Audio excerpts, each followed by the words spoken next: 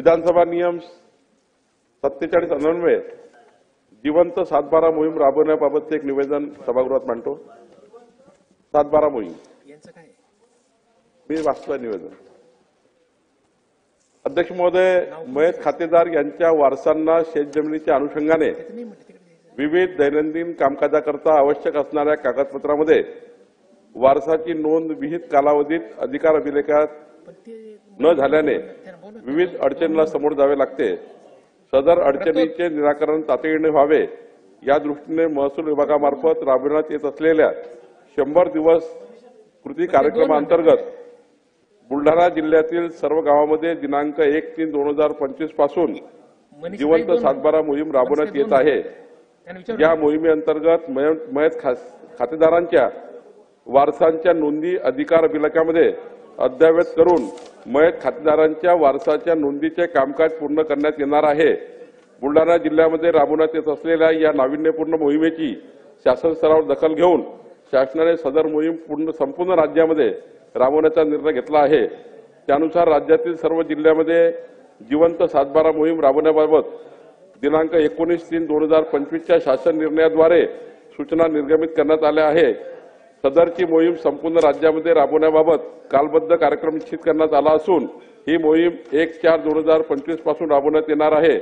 साधारणपणे 1.5 महिन्याच्या कालावधीमध्ये राज्यातील सर्व मयत खातेदारांच्या वारसांच्या नोंदी अधिकार अभिलेखामध्ये अद्ययावत करून मयत खातेदारांच्या वारसाच्या नोंदीचे कामकाज पूर्ण करण्यात येणार आहे। अध्यक्ष महोदय, बुलढाणा जिल्ह्यामध्ये चिखली एक तालुका आहे। आपल्या आमदार श्वेताताई मल्ले तिथल्या तहसीलदार यांनी एक मोहीम तयार केली की 7/12 जे मयतांच्या नावाने असतात 1 वर्ष 2 वर्ष त्यांचे वारस चढत नाही। त्यांनी अशी एक मोहीम तयार केली की 1.5 महिन्याच्या आतमध्ये संपूर्ण 7/12चे जेवढे मयत लोक होते ते सर्व कमी करून त्यांच्या वारसाची नावं संपूर्ण तालुका त्यांनी एका 1.5 महिन्यात पूर्ण केला। संपूर्ण वारस नोंदी केल्या आणि मृत लोकांना त्यातून आता कमी झाले। याच पद्धतीने महाराष्ट्राच्या संपूर्ण विधानसभेमध्ये संपूर्ण तालुक्यामध्ये पुढच्या 1.5 महिन्यामध्ये आम्ही आपल्यातर्फे महसूल खात्यातर्फे सुमोटो ही मोहीम राबवतो आहे। आणि हे करून म्हणजे आता अर्जदार नाही आला तर काय त्याची वाट नाही बघायची, तर आम्ही आता पुढाकार घेतो आहे आणि त्यांचे लीगल हिअर्स हे 7/12 आणण्याचा प्रयत्न करतो आहे।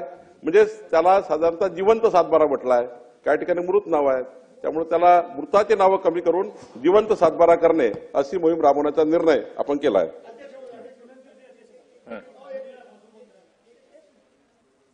आपला खूप चांगला उपक्रम आहे जिवंत 7/12।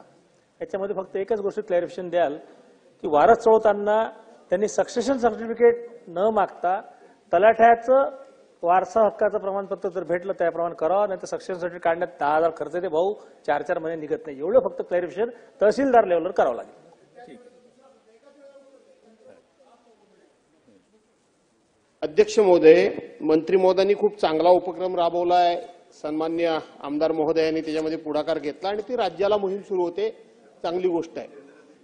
मला एकच फक्त शंका थोडीशी जी प्रत्येक ठिकाणी सतावते तेवढी मी आपल्याला विचारतो या अनुषंगाने की आता 7/12 आणि वडिलोपार्जित इस्टेटीवर मुलींचा नाव दाखवलं जातं, मुलींचं नाव दाखल केलं जातं। ते मुलींचं नाव किंवा त्यांच्या वारसांचं नाव कधीपर्यंत असावं या संदर्भामध्ये क्लॅरिफिकेशन नाही। याचं कारण असं की मुली समजा महाराष्ट्राची मुलगी गुजरातला दिलेली आहे, राजस्थानला दिलेली आहे, आता तिच्या हिश्श्याची जागा किंवा तिच्या हिश्श्याची स्थावर मालमत्ता ती कधीतरी येऊन हक्क सांगणारच आहे, तर मी कशाला त्या ठिकाणी तिचं रक्षण करू असा एक विषय होतो।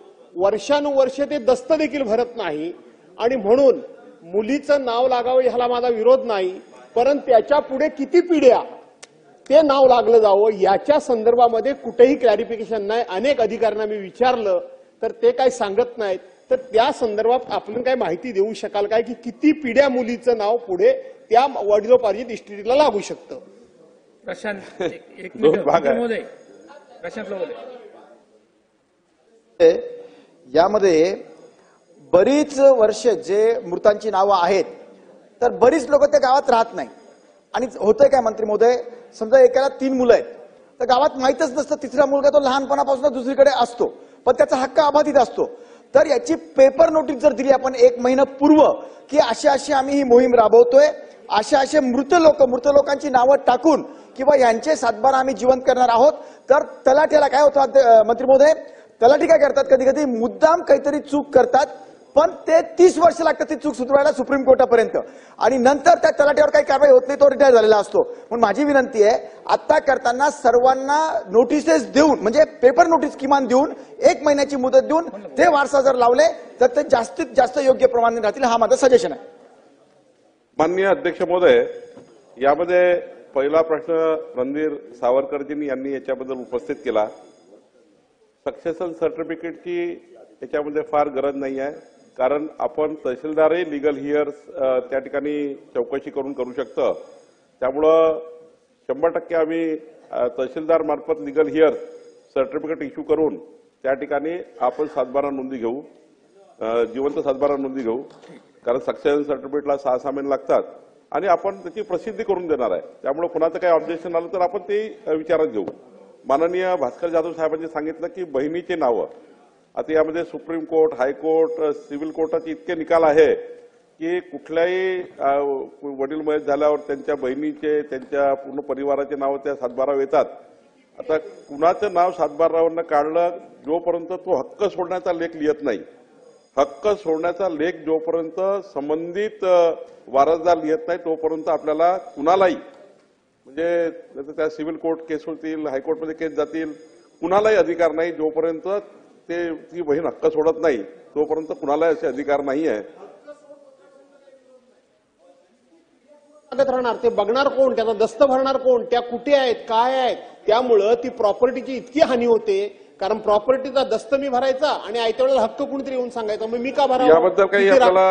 याबद्दल काही वेगळा विचार आता आपल्या प्रश्नाचा करावा लागेल, कारण फारच लिगल प्रश्न आहे, लिगल आहे, थोडा विचारपूर्वक करणारा विषय आहे, प्रॉपर्टीचा संबंधी विषय आहे आणि वारसांचा विषय आहे. त्यामुळे थोड्या याच्यात काय सुप्रीम कोर्टाचे नवीन याच्यामध्ये डायरेक्शन ते बघावं लागेल. तिसरा, प्रशांत बंबसाहेब, ही गोष्ट खरी आहे की आता सर्व विधानसभा सदस्यांना पुढाकार घ्यायचा आहे. जरी आम्ही ही मोहीम राबवली आहे तरी आपले सर्व शहर ग्रामीण मधले, तर आपल्या सर्व विधानसभा सदस्यांना माझी विनंती आहे, GR आम्ही इश्यू केलाय, काल GR इश्यू करतोय.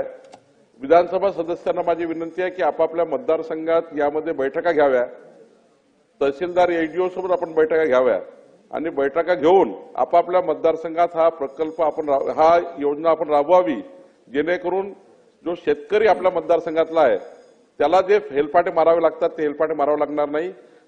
जितका जास्त